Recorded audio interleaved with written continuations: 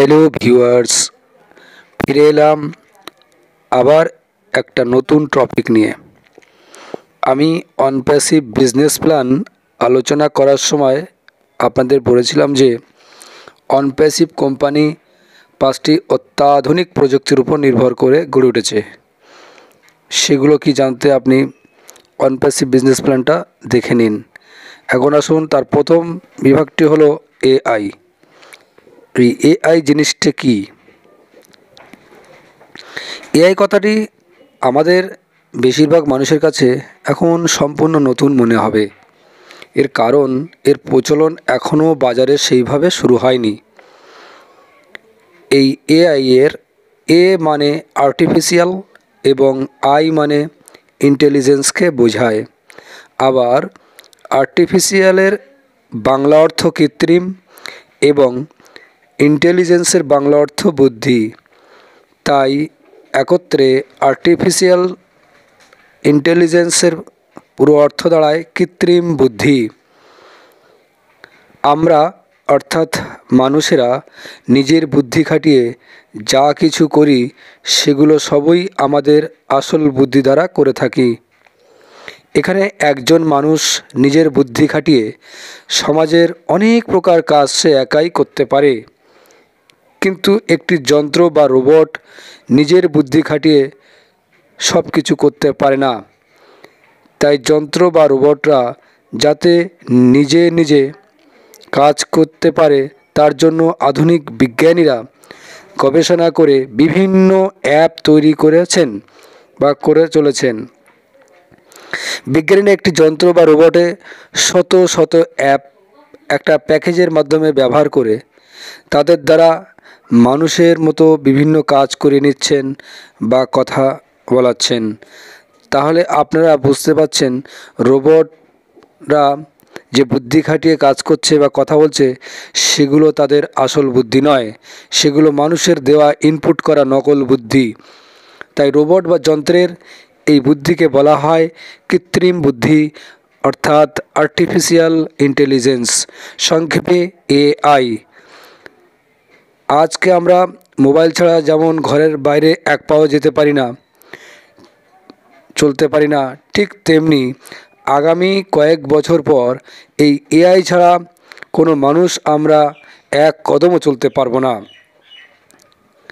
আসুন দেখা যাক এআই এর প্রকারভেদ। এই এআই আবার 3 প্রকার। প্রথম ভাগ উইক এআই, যার আরেক নাম আর্টিফিশিয়াল ন্যারো ইন্টেলিজেন্স। 2 নম্বর স্ট্রং এআই, যার অপর নাম আর্টিফিশিয়াল জেনারেল ইন্টেলিজেন্স। এবং 3 সিঙ্গুলারিটি এআই, যার অপর নাম আর্টিফিশিয়াল সুপার ইন্টেলিজেন্স। এখন আসুন দেখি উইক এআই কি। এই প্রকার এআইতে সায়েন্টিস্টরা যেভাবে প্রোগ্রাম বা ডিজাইন করে থাকেন, রোবট বা যন্ত্রটি ঠিক সেইভাবেই কাজ করে থাকে। বর্তমানে আমরা যে সমস্ত রোবোটিক কাজ দেখতে পাই সবই উইক এআই দ্বারা পরিচালিত। যেমন ল্যাপটপ, মোবাইল বা কম্পিউটারে টাচ, লুডো, দাবা ইত্যাদি খেলার অটোমেটিক প্লে হওয়া, ড্রাইভার ছাড়া গাড়ির অটোমেটিক চলন, মানবাকৃতি রোবটের মানুষের মতো বিভিন্ন ভাষায় কথা বলা বা প্রশ্নের উত্তর দেওয়া, আবহাওয়া আগাম সতর্কবাণী দেওয়া ইত্যাদি ইত্যাদি। তাহলে স্ট্রং এআই কি? যখন মানুষ এবং উইক এআই যুক্ত রোবটের যৌথ সহযোগিতায় যেসব রোবট তৈরি করা হবে তাদের বুদ্ধিকে স্ট্রং এআই বলা হবে।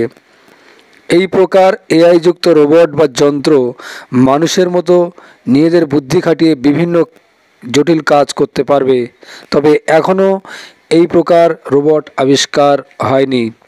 বিজ্ঞানীদের আশা আগামী 20-30 বছরের মধ্যে এই প্রকার রোবট আবিষ্কার হয়ে যাবে। এবার আসুন দেখি সিঙ্গুলারিটি এআই কি। যখন স্ট্রং এআই যুক্ত রোবট আবিষ্কার হয়ে যাবে তখন মানুষের সাহায্য ছাড়া ওই সব রোবটের দ্বারা যেসব রোবট তৈরি করা হবে সেই সব রোবট বা যন্ত্রের বুদ্ধিকে সিঙ্গুলারিটি এআই বলা হবে। এইসব রোবটের বুদ্ধি মানুষের থেকে লক্ষ লক্ষ গুণ বেশি ক্ষমতা সম্পন্ন হবে। তাই মানুষের কাছে যেসব কাজ অসাধ্য সেই সব কাজ এইসব রোবটরা খুব সহজেই করে দিতে পারবে। তবে কোনো কারণে তাদের সঙ্গে মানুষের বিবাদ হলে মানুষের পরাজয় অবশ্যম্ভাবী, তারা মনুষ্য জাতিকে ধ্বংস করে দিতে পারবে।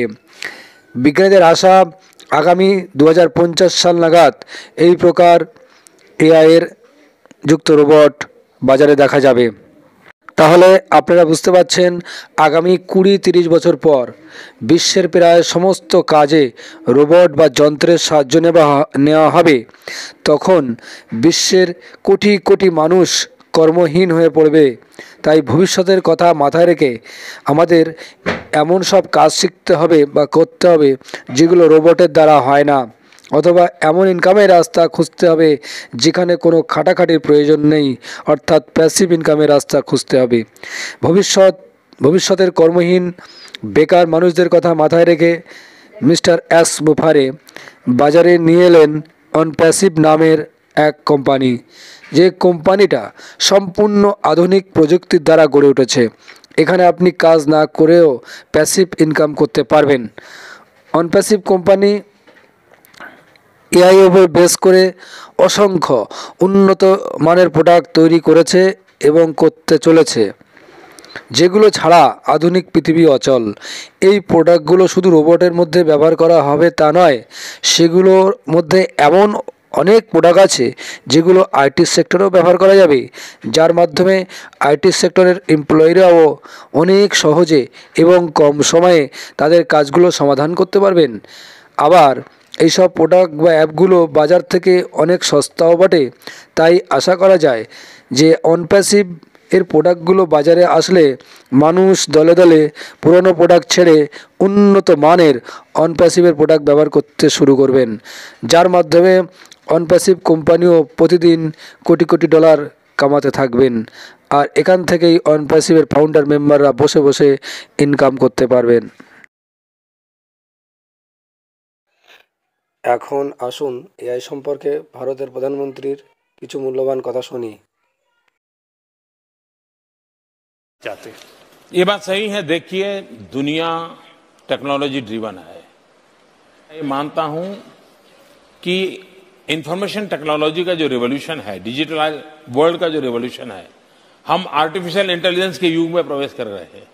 इसमें ट्रांसपेरेंसी की बहुत भारी संभावना है और इसलिए एफिशिएंसी है, ट्रांसपेरेंसी है, इजी गवर्नेंस है, इन सारा को देखते हुए हमने इसको बल देना चाहिए। पहले 3 साल में 59 विलेजेज में ऑप्टिकल फाइबर नेटवर्क गया था मेरे आने से पहले। योजना का ज्ञान था ऑप्टिकल फाइबर नेटवर्क होना चाहिए पता था पैसे थे काम करने वाले थे। हुआ कितना? 3 साल में 59 विलेजेस। मैंने 3 साल में 1 लाख से ज्यादा गांव में काम पूरा कर दिया है। कोई भी व्यक्ति ये डिजिटल वर्ल्ड के तहत उसमें अपना रजिस्ट्रेशन करवा सकता है।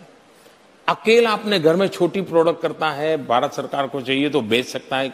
कोई बिचौलियों की जरूरत नहीं, बड़े बड़े टेंडर की जरूरत नहीं, बड़ी बड़ी कंपनियों की जरूरत नहीं। और मैं चाहूंगा कि भारत और आईटी रिवॉल्यूशन में तो भारत का बहुत बड़ा कंट्रीब्यूशन है, उसका बेनिफिट भारत के कॉमन लोगों को मिलना चाहिए और उस दिशा में हम प्रयास कर रहे हैं। আজ এই পর্যন্ত, দেখা হবে পরবর্তী পর্বে।